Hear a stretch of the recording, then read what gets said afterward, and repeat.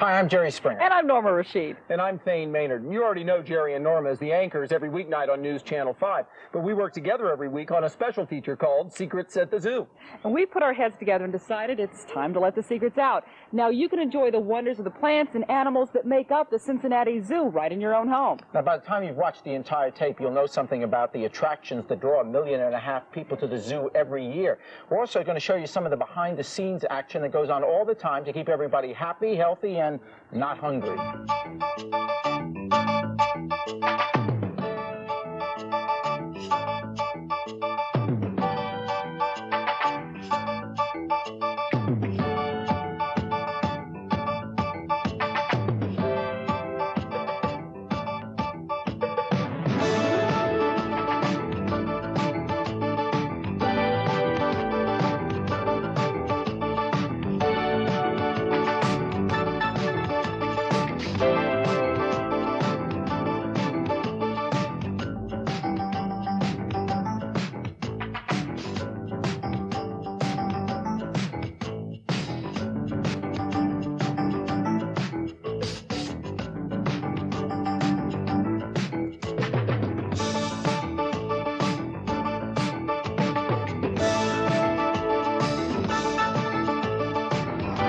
Most of us think of the zoo as a place where you come to be entertained and to have fun, and that's true. In fact, some of our animals actually perform for visitors during the summer. This is my friend Gary Densler, who trains the birds, and they put on quite a show, don't they, Gary? Yeah, this is one of my more popular birds here. This is Mort. He's an African gray parrot, and Mort's very good at mimicking. He does a lot of sounds. What's your name? Mort. What kind of bird are you, Mort?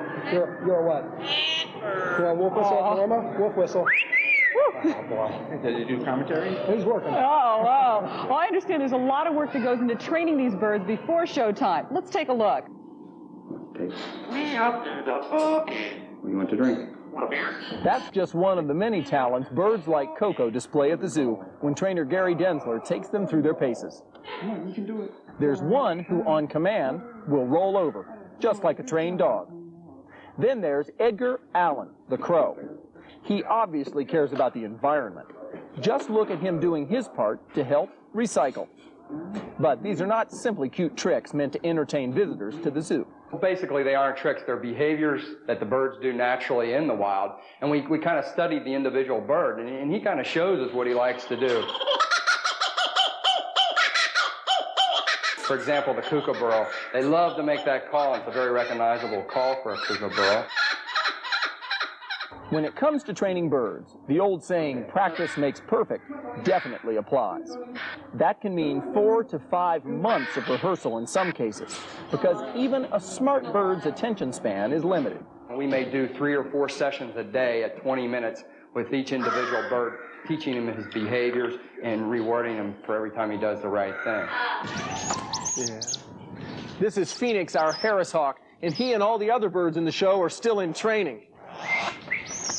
For our birds, their feeding ground is the amphitheater, and they're taught this from the time they're very young birds, and that acclimates them or conditions them to the crowd. And you can bet these winged wonders give the crowds more than a few thrills when showtime rolls around. But birds aren't the only animals that perform for zoo visitors. Good. Good girl. Good girl. Missy, come. This serval may not be able to leap tall buildings with a single bound like Superman, but Missy does a pretty good imitation when she jumps 10 feet into the air to grab a treat from her handler, Leslie Lawrence. In the wild, a serval leaps 10 feet in the air every day to catch his food, but we're on a stage in front of 1,500 people, and he's jumping for a ball. You know, it's a big difference. So he's got to learn that if he jumps for that ball, he gets his reward. Like the serval, the ocelot is also in training at the zoo right now for the cat shows that go on all summer long. This is the time they get back into the habit of doing things like climbing straight up a pole and then down again, head first. An amazing but normal feat for an ocelot living in the wild. Not so normal in captivity, though, unless there's a reward involved. The rewards are imperative. If there are no rewards, there are no behaviors. These cats do not do this because they want to please us. They do it because they get fed. Sometimes even an edible reward is not enough. In this case, Tundra the snow leopard is having a tough time, so even average jumps require a lot of comforting strokes and reassuring words. But all the zoo's cats don't have to work so hard by performing tricks. These two cheetahs, for instance, just have to be beautiful. And they do a good job of it. Training animals like the walruses at the zoo is not done just to entertain the public, though. This blue water is Bruiser. He's our 4,000 to 5,000 pound bull or male Pacific walrus. Can you wave hello to everyone out there? The folks who visit the zoo's walrus exhibit get a lot of pleasure watching Bruiser and his lady friend Aituk do clever things like playing a toy horn for their trainers. These are not tricks done just to entertain visitors, though. They are learned behaviors. There you go. These guys eat almost 100 pounds of fish and squid each every day. It might seem like a lot of trouble to do that by hand, but it's for a good reason. Even animals as large as this sometimes get sick. Since we've trained them to come up on land, not only can we tell physically from a glance what could be wrong with them, but we also have a real good handle on their behaviors. A walrus spends lots of time underwater.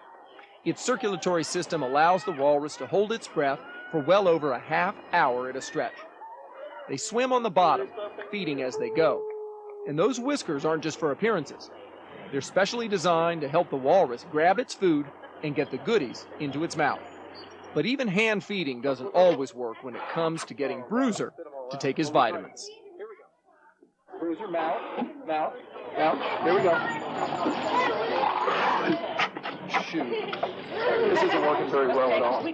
White tigers are extremely rare animals, but the Cincinnati Zoo has an international reputation for successfully breeding these and other rare exotic animals. Even the reptile population here is quite unique. For example, Fijian iguanas are on display, and Cincinnati is only one of 2 zoos in the whole country that has dragons.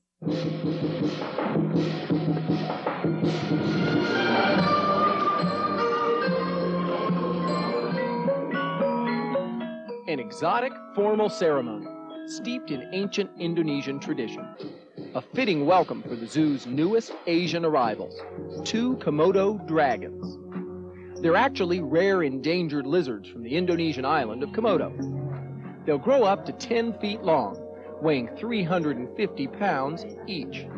It took a while to design and construct this home fit for a dragon. About 2.5, 3 months ago, we started by digging a big hole in the floor and knocking a hole in the wall for our egg den, and started building our rocks and went from there.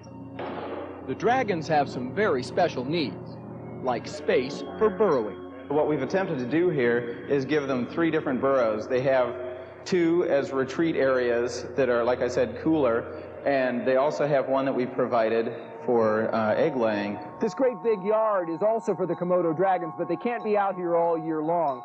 The island they come from is very hot, so they can only be out here certain days of the year. We have heating inside some of the rockwork and underneath the floor, and then we have infrared heaters which actually provide some areas that can get as hot as 120 degrees if the animals want to bask in a warmer area. There's another rare animal here that, like the Komodo dragons, seems to have sprung from an ancient, almost mythical time. This is a takin, native to China and northern Tibet.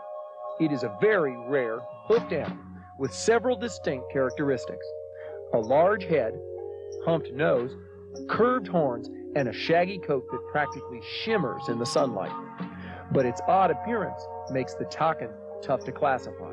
Some classify it as an antelope, some classify it as a goat, and because of that, a new classification has popped up, a goat antelope, and that's where the takin fits in, a relative of the muskox from the northern part of North America. Scientists say the takin is a relic species, meaning it hasn't really changed since a time long ago when much of the Earth was quite different. Like their relative, the muskox, they are a relic species of the pre-Ice Age time, and they're only found up on the high Tibetan plateau, which includes Tibet and parts of China. But the takin isn't significant only because it's a throwback to an earlier age of mammals.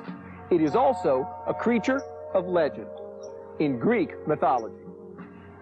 Jason and the Golden Fleece, there are several versions of this myth, but all of them pull in the fact that Jason had to go to the Far East to find the Golden Fleece, which is from a ram-like animal that had the powers of intelligence and the ability to predict the future. Jason wasn't alone in thinking the takin's pretty special. The Chinese government's made it a national treasure, an honor shared only by the giant panda and the golden monkey. Doug, I hear they call you the Birdman of Cincinnati. Which probably explains why you have a bird on your arm. Yeah. And this just isn't just any old bird. This is Duchess, a golden eagle, and she's downright fantastic to watch in flight. You know, another bird that definitely qualifies as a fantastic flyer are your lanner falcons. Peregrine falcons are the fastest of all living things, flying up to 200 miles an hour. These endangered birds were recently released in downtown Cincinnati, where it's hoped they'll stay until their annual fall migration, when they'll head south. Living high among the skyscrapers, most of us probably won't see them. But here at the zoo, we've got the next best thing. Lanner falcons, like sage, are the peregrine's first cousin. And this is where they work, in the zoo's amphitheater, where 5 days a week the falcons fly free in the bird show. But not just around here, they swoop all the way from over at the Veldt to on top of the Komodo dragons and back. Sometimes he flies close, sometimes he flies far. He picks his route according to the wind, according to the weather, according to how he feels. Lanner falcons are somewhat smaller than peregrine falcons and fly at slightly slower speeds. But like all birds of prey, falcons are aerial hunters. They actually crash into their victims, such as pigeons, in mid-air at high rates of speed to capture them. It's a behavior sage exhibits in the zoo's bird show. The bird dives after a lure, which simulates his wild attack pattern, as if he was repeatedly diving on something. And it's very amazing and fun to watch, and probably the only opportunity before our peregrines to see a large falcon in flight. A bird that's not nearly as fast in flight as the Lanner falcon is nonetheless a sight to behold when on the wing. The hummingbird has its own special skills.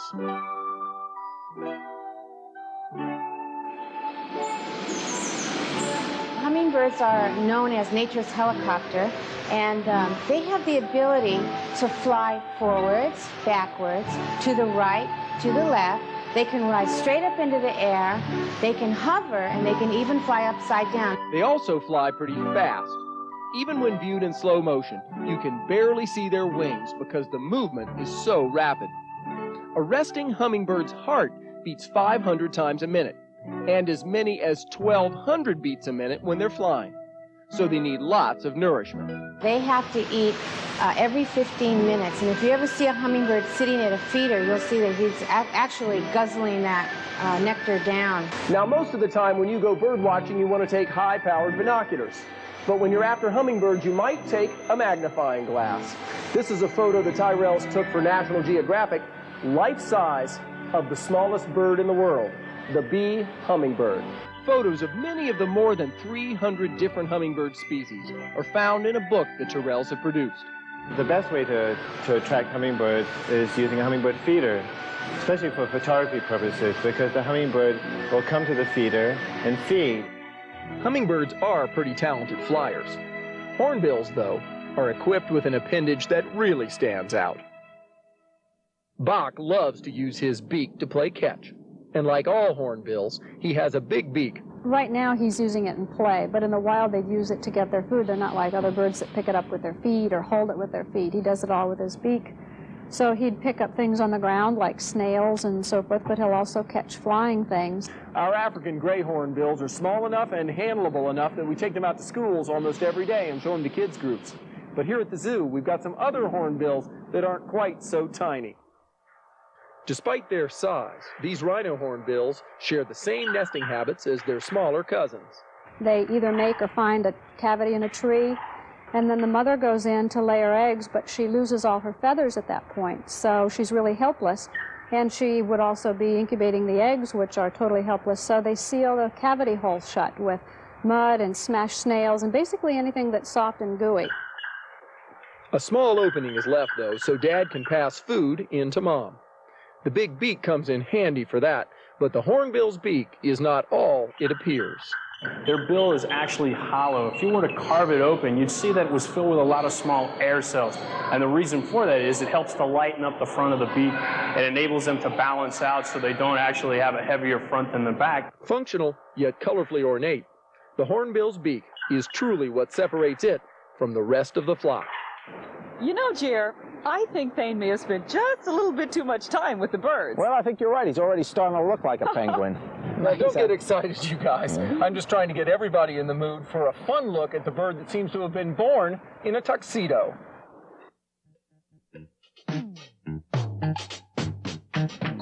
Penguins glide underwater as naturally as any fish. Well, most of them do. Any less than graceful penguin movements in the water definitely qualify as an exception to the rule.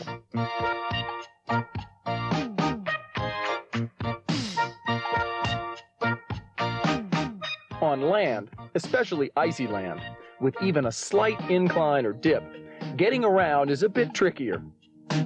Sometimes it really is a case of 2 steps forward and 1 step back.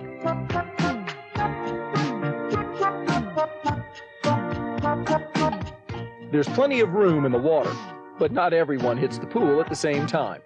While some penguins do a few laps, others are content to stand around communing in select small groups. Yet when the urge to get wet arises, you can bet a penguin won't try to resist. He'll take the plunge. Mealtime is a happy time around here. A hungry penguin can even get a little assist in snaring a tasty helping of fish. By the way, swallowing the fish whole is perfectly acceptable penguin etiquette. Although penguins can't fly, there are times when they've just got to spread their wings anyway. Indoors or out here at their exhibit in the Children's Zoo. The animal collection, I think we certainly don't want to forget that. We have a quality collection, and that is really the basis of any zoo. The great apes, the gorilla exhibit here, for example, is the largest outdoor display of its kind in the entire world. Samantha is 20 years old and is considered the matriarch, the female leader of this group of lowland gorillas. Look closely and you'll see a baby gorilla clutching Samantha. It's a girl, only 1 month old. She's Samantha's 4th baby, all of them female. She's always been a real good mother, ever since her first offspring. So we like to have her out in a group with her other daughters. Gorillas are famous for being social animals and living in big groups in the wild, but in captivity, it can offer some complications. That's why only 2 of the 13 gorillas here are adult males, and some special precautions were taken. You don't want to automatically throw 2 unacquainted males together. Even in the wild, they've been known to even fight to the death. So we had to slowly introduce them. We had to put them situated in a way indoors where they could see each other across the hall, become acquainted with each other. That energetic little one is Samantha's 4-year-old. And there's the proud papa and leader of the group, Babek. He's the protector who defends the gorillas from enemies and gets to sire most of the youngsters. But in gorilla society, the females are the caretakers and the real glue which holds the group together. The cat house is also considered first-rate compared to practically any zoo you can name. It's not hard to see why our cat house is one of the most popular exhibits at the Cincinnati Zoo. We have the largest collection of cats in the world, living and thriving here. We've always had good success with cats. But I'm very pleased to report that with our new cat building, the renovation of that building, more cats are rearing their own babies, which they didn't do before. And I attribute this to the way that the exhibits were designed. These exhibits were designed to give the cats the space and the privacy they need. The cats have the opportunity to get away from people. And I think if you go by the cat building now, you'll see the tremendous number of baby animals. Many of the cats here are dangerously close to becoming extinct in the wild, like the serval, whose keen ears are a perfect tool for hunting its prey under the cover of darkness. Loss of habitat is affecting the ocelot's ability to survive in its native South American rainforest. The survival of the Persian leopard in the wild is also threatened. Sporadic wars in the Middle East are killing them off and ruining their mountain homes. But Cincinnati is proving to be a leader in achieving natural breeding of many wild, rare felines. I think we're the first zoo that ever bred sand cats, caracals, rusty spotted cats in the Western Hemisphere, and probably also the black-footed cat. The abundance of cat house births is pretty evident as you look around. We also have some young Southeast Asian cats, though they came to Cincinnati by way of San Diego. They're only 5 months old. These two clouded leopards are the newest and the cutest attraction in our Cincinnati Zoo cat house. We recently got them from the San Diego Zoo, but as you can see, they've already made friends with their new keeper, Pat Callahan. The largest is a male named Assam, and the smaller one's his sister, Mela. When they become adults, they'll weigh about 3 times what they do now, up to 50 pounds each. At 50 pounds, a clouded leopard isn't nearly as big as a saber-toothed tiger, but they both have in common those extra long canine teeth. The clouded leopards do get canines up to 2 inches long on a 50-pound adult cat. That's quite a large tooth. And apparently those big teeth are used for killing birds and monkeys, which are 2 of their favorite foods. The clouded leopard is arboreal, a tree climber, but its natural habitat in Southeast Asia is disappearing, which makes this cat an endangered species. This is an animal that is really in trouble in its habitat because the rainforests are being cut down so quickly that an animal like this is really going to disappear very fast. Of course, our zoo plans to do its part to save these beautiful wild cats from extinction. We're bringing in another female, so we'll have a breeding pair when they're a little older, and do our part to save the species. You know, a major zoo like Cincinnati's wouldn't be complete without elephants, and some of ours don't even mind holding hands. What kind is this one? This is an Asian elephant named Mai Tai. You have an African one too, don't you? I sure do. Let's go look at it. Good. There are 2 species of elephants, African and Asian, and size can't always tell them apart because all elephants eventually get big. Their ears are the giveaway. African elephants have very big ears, while their Asian cousins have relatively small ones. But they both have that wonderfully useful appendage we call a trunk. They use it to gather food, to drink water. Now, they don't actually drink through the trunk. It would be like you or I trying to drink through our nose. They would drown. But they will suck up 1.5 gallons into that trunk and then spray it into their mouth.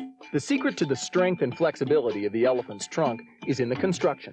It's made up of 30,000 different muscles and tendons because the trunk has no skeletal or bone structure to give it strength. Elephants also have huge brains that weigh 20 pounds, and of course, their tusks. They use those tusks to dig. They use those tusks to strip bark off of trees, to push trees over. They use them to push each other around when they have social interactions where they have to establish their dominance. They use them for defensive purposes if something should attack them. Of course, animals this big eat quite a lot every day. Mostly hay, fruit, and vegetables that don't take much preparation. But with more than 780 different species of animals here at our zoo, mealtime involves a good deal more than you might guess. By 8 a.m., these Siberian lynx are getting pretty anxious as Matt Tullius and the cat house keepers unload breakfast. Matt makes the rounds in this truck every morning. He delivers food for all the animals who live at the zoo. Yes, they know when I'm coming. They know the sound of the truck, and they know what all the good stuff is on for them. Before it gets delivered, though, much of the food is prepared at the commissary, the zoo's kitchen. Here's where you'll find as wide a variety of food as there are animals living at the zoo. That includes everything from meat to a treat popular with primates. Dennis Yount prepares this rice and bakes it in the oven. It's called gorilla bread. The weekly grocery shopping list for the zoo is pretty amazing. It includes such goodies as 35 pounds of peanut butter, 980 pounds of bananas, and 1,400 pounds of carrots. But that's not all. We deliver a variety of food, from baby seagull to maggots. The maggots, they go to the birdhouse for the birds. So we also deliver crickets to a variety of buildings. A nocturnal house, insectarium, and birdhouse, the aquarium. This food for the animals serves as part of a balanced diet. The goal is to give them meals that are healthy and good tasting.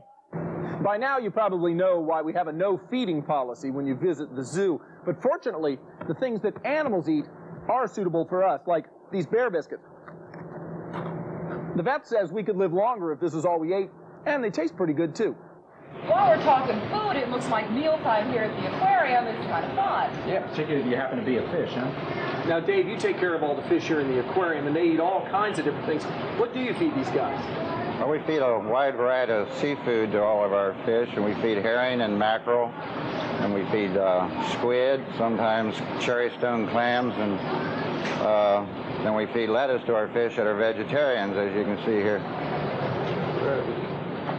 Now let's check out some of the other water wonders here.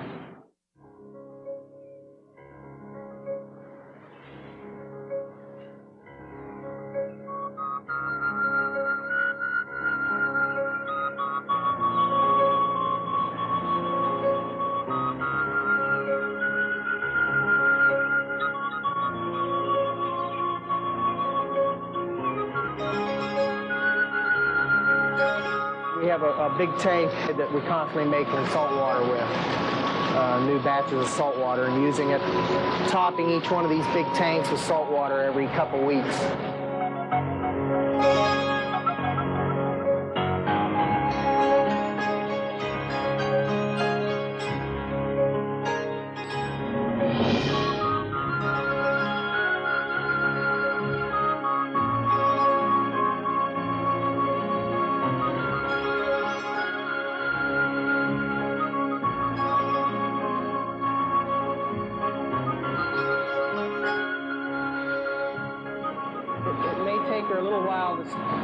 Start being observant of what's going on here. There we go. She's going into a feeding frenzy.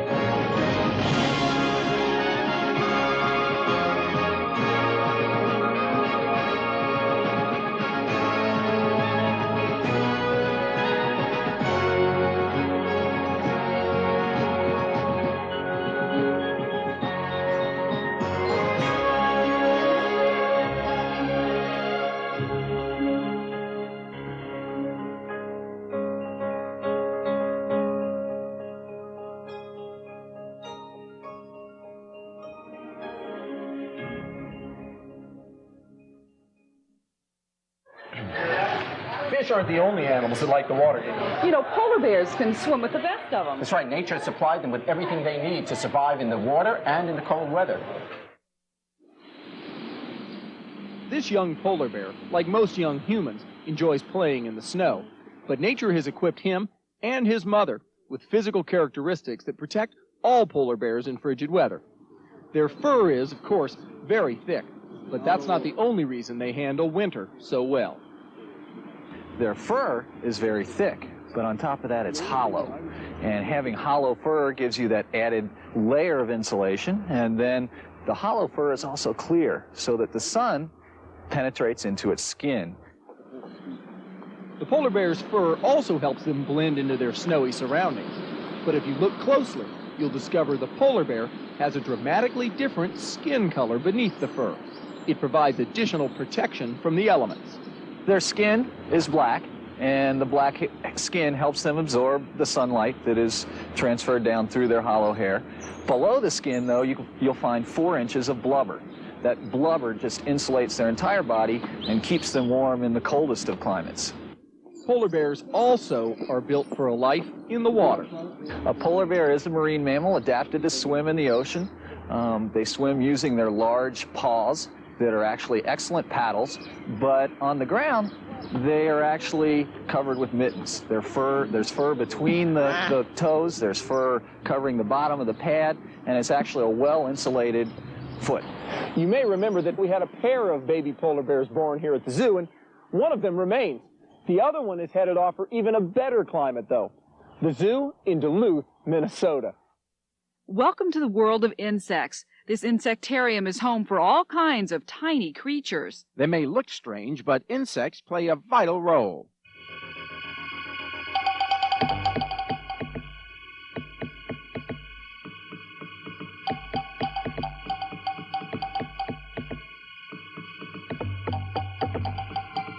They're so important in the natural system of things. A lot of other kinds of animals, either eat them or depend on them in one way or another for their livelihood.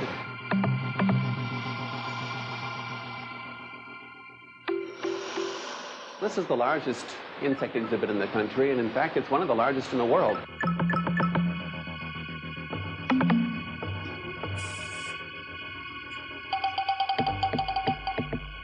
Insects are one of the building blocks of life.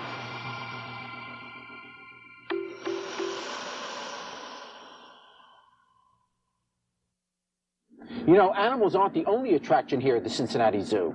That's right, Jerry. In fact, there's a good reason this place is called the Cincinnati Zoo and Botanical Garden. Rob Halpern's one of the people that runs the botanical part of the zoo. Is it just to have pretty flowers around, or what?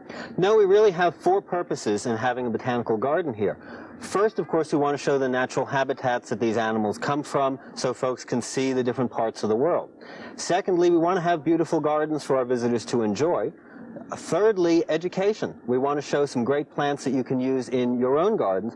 And finally, and very important, conservation of endangered plant species. Our research department is developing new technologies to save endangered plants. That's great. I've got a good idea. Let's take a look at some of these beautiful plants and flowers.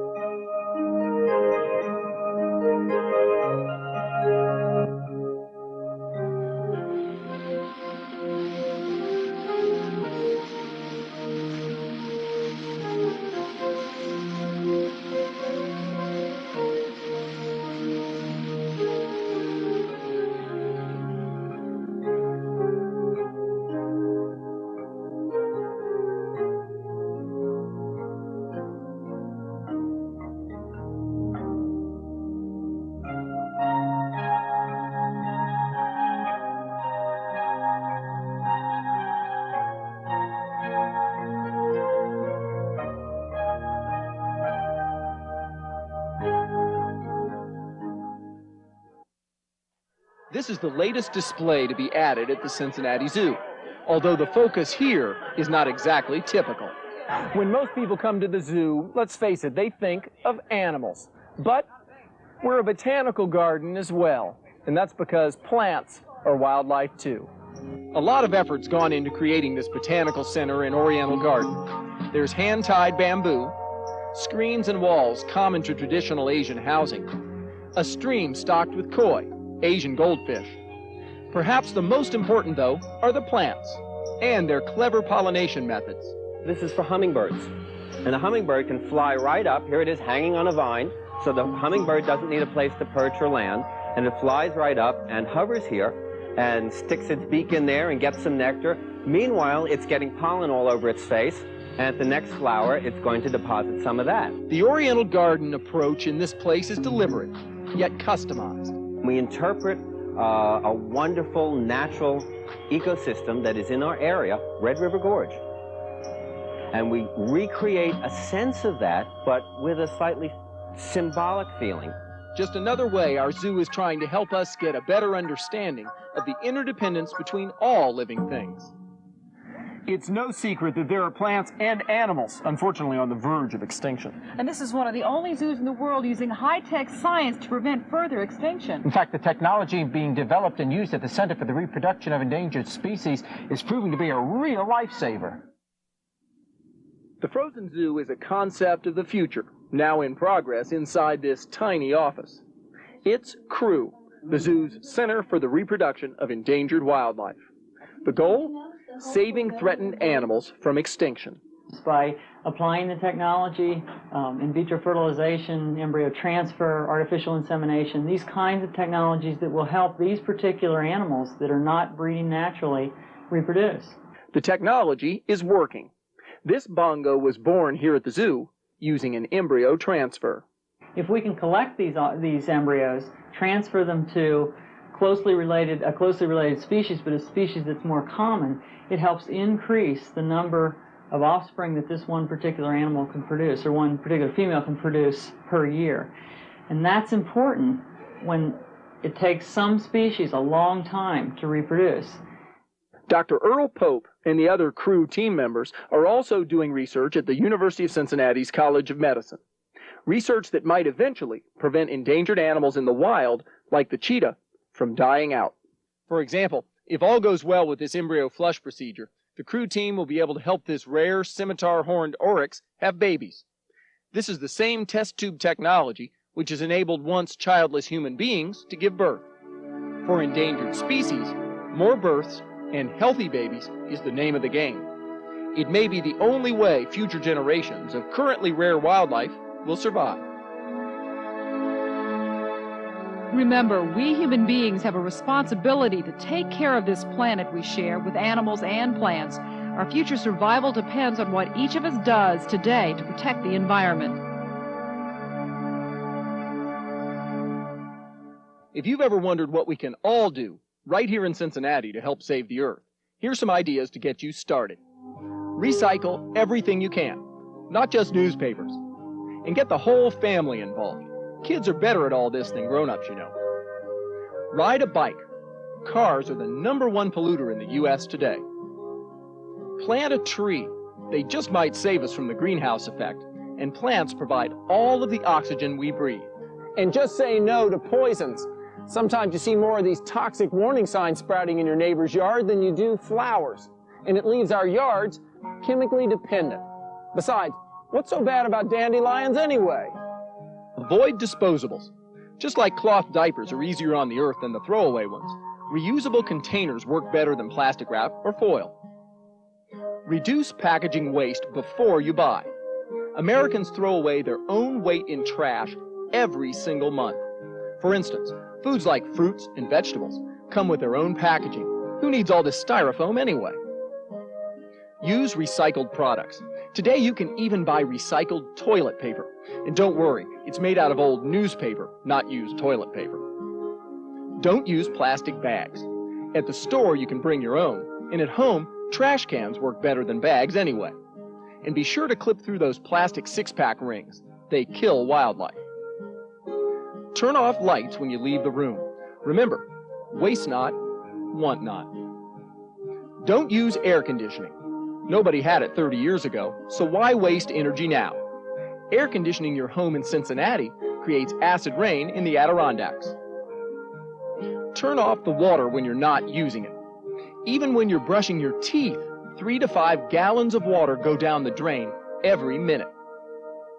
Write letters to people in power.